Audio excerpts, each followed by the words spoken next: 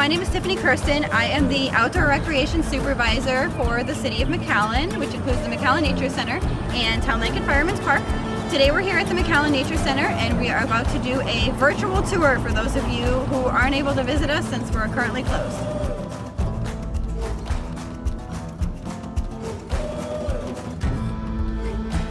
We are now down in the Nature Center, so after you've parked, when you come on your visit, after we open, you'll walk down the hill and then into our site, check in at our visitor center, and then you can come on up here to our wonderful Lantana Hill. It's a 25-foot observation platform, and behind me and around me is Tumaleton thorn scrub forest. It's an imperiled habitat. About 3% of the remaining native habitat in the Rio Grande Valley remains, and this is a habitat type that's found only in the Rio Grande Valley and in very northern Mexico. So we are at the intersection of 4 different ecoregions. We have the desert influence from the west, and the coastal influence from the east, and the temperate from the north, and the tropical from the south. So we're at this really cool intersection of these 4 different habitat types, making up the Tumaleton thorn scrub forest that you see behind us.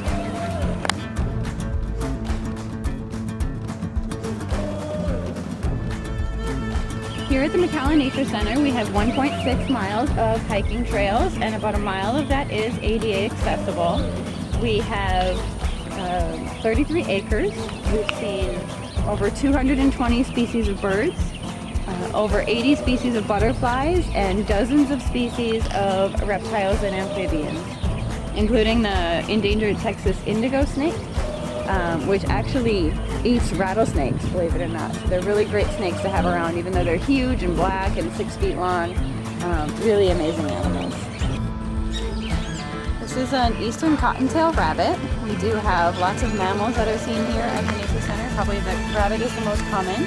Another one ran further up the path there just now. We also have seen bobcat and javelina and gray fox at our site, but they're a little bit more secretive and visitors don't see them as often.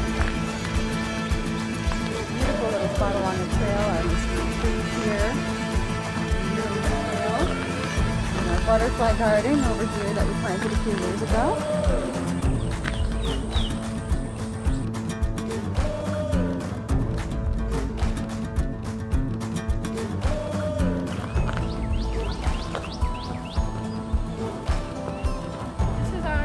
Butterfly garden that we planted with some grant funding we received a few years ago.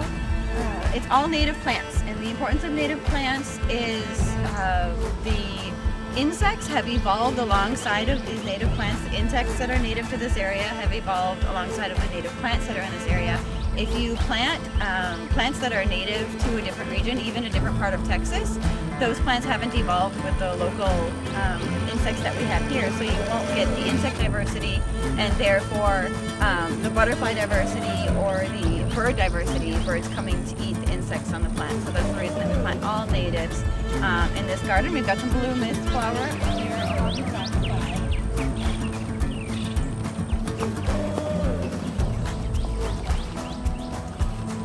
There's a few butterflies back here. They might look a little bit like monarch butterflies. There's a lot of talk of monarch butterflies and conservation. Monarchs are the orange butterflies that migrate to Mexico and back each year. These are actually not monarchs. It's a bit of a misconception. A lot of the orange butterflies we have here in the Rio Grande Valley are actually queen butterflies, and they are here year-round. You might not see them year-round because part of the year they spend dormant in their egg or their chrysalis stage. But we do have a lot of queen butterflies as well as monarchs that migrate through, but the ones that we're seeing here today are queen butterflies.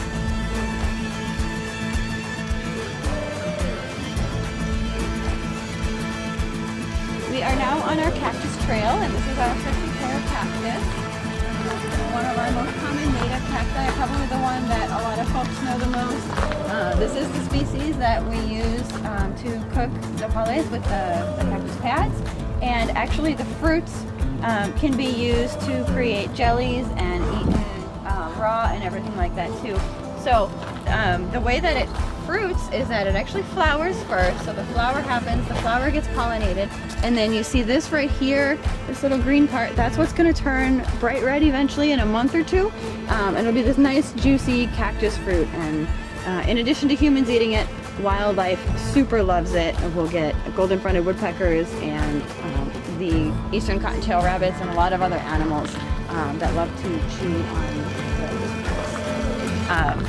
We also do have Texas tortoises on site. They're another endangered species. We have a couple of them on our 33 acres, and they enjoy eating the very fresh cactus patch too. The meat, if you will, is more tender in the younger, little more green cacti pads. So the tortoises love to eat that rather than have to chew through the thicker, older growth.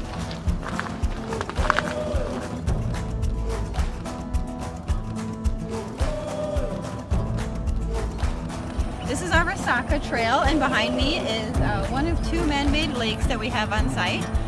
This trail makes a little figure 8 shape. We added this area to the park. It added 11 acres to our park last year and gave us the opportunity to add really important habitat for ducks and shorebirds and wading birds. So this is a habitat type that we didn't previously have at the Nature Center, and this has been added to. Our trail is a little bit rustic, but we welcome everyone once we open back up to come and enjoy it.